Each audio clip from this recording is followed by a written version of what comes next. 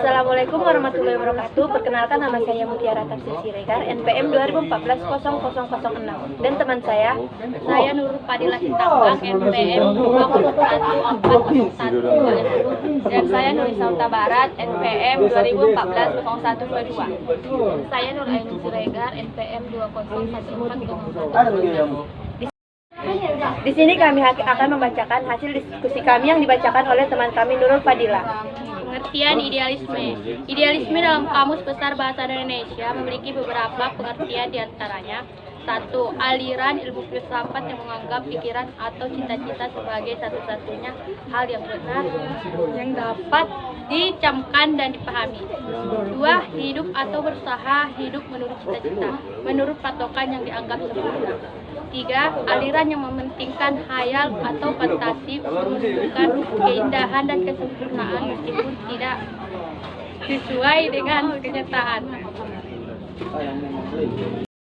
Demikian, idealisme adalah salah satu aliran filsafat yang berpaham bahwa pengetahuan dan kebenaran tertinggi adalah ide, dan menganggap bahwa semua bentuk realitas adalah manifestasi dalam ide. Karena pandangannya ini, idealisme sering dilawankan dengan realisme. Meski secara logika, idealisme dan realisme tidak bisa dipertentangkan. Idealisme menganggap bahwa yang konkret hanyalah bayang-bayang yang terdapat dalam akal pikiran manusia. Kaum idealisme sering menyebut ide atau gagasan. Landasan idealisme merupakan suatu aliran filsafat pendidikan yang berpaham bahwa pengetahuan kebenaran yang paling tinggi adalah ide dari diri sendiri, bukan dari orang lain. Dalam pendidikan, aliran idealisme merupakan aliran yang berkontribusi besar demi kemajuan pendidikan.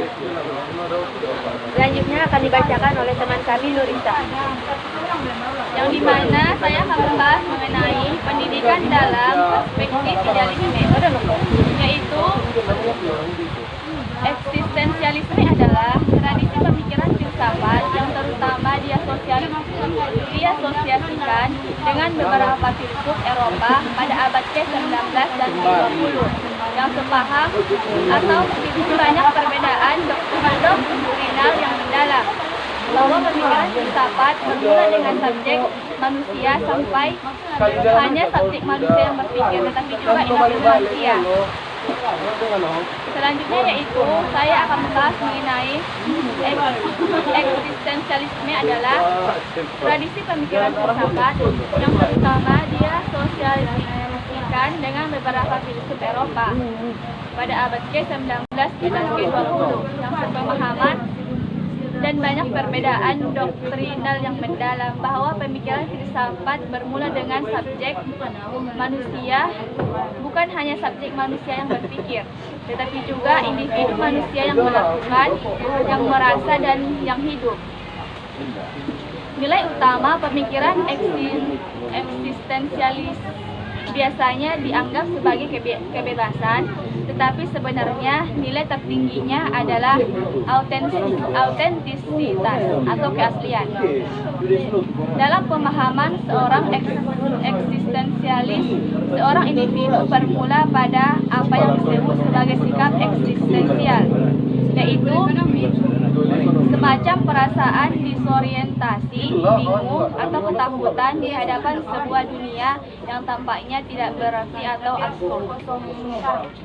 Ada pula beberapa filsuf eksistensialis yang menganggap bahwa konten filsafat sistematis atau akademis tradisional terlalu abstrak atau jauh dari pengalaman konkret manusia. Selanjutnya akan dibacakan oleh teman saya, Ainun Siregar. Pengertian filsafat pendidikan eksistensialisme. Filsafat eksistensialisme merupakan suatu aliran filsafat yang berbeda dengan aliran filsafat lainnya, karena eksistensialisme mengutamakan kebiasaan dalam memilih dan bertanggung jawab dalam makna hidup. Eksistensialisme meliputi makna atau aspek-aspek kehidupan manusia di dunia.